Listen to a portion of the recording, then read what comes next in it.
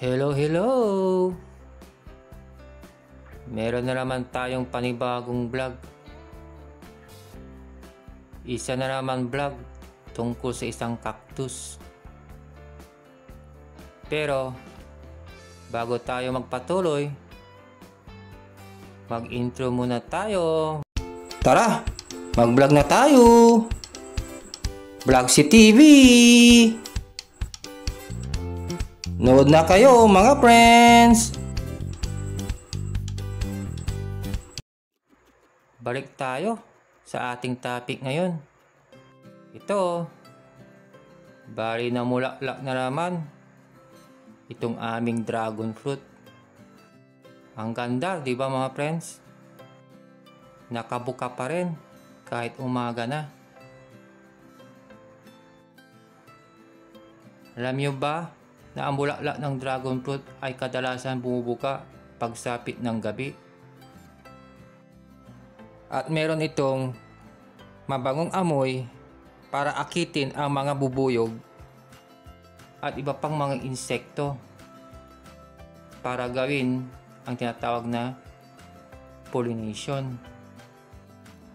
na nakakatulong sa pagbuo ng bunga. Tingnan nyo mga friends, ang laki ng bulaklak na to. Usually, ganito talaga kalaki ang bulaklak ng dragon fruit. Lalo na kapag ito'y bukang-buka. May nagsasabi na edible daw ang ganitong bulaklak.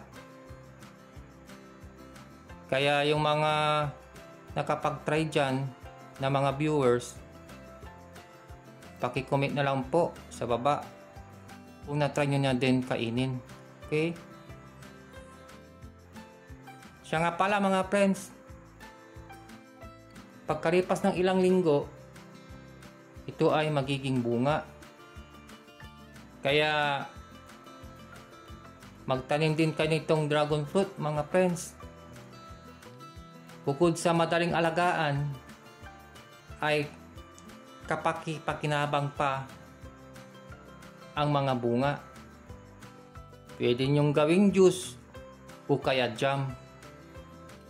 So ano na mga friends, ako'y magpapaalam na. Bali pinakita ko lang itong aming dragon fruit na namulaklak na naman ngayong buwan ng Setyembre. Bali bago ako tuloy magpaalam, ay huwag niyong kalimutang mag-like at mag-subscribe sa aking channel. Okay? Goodbye na po!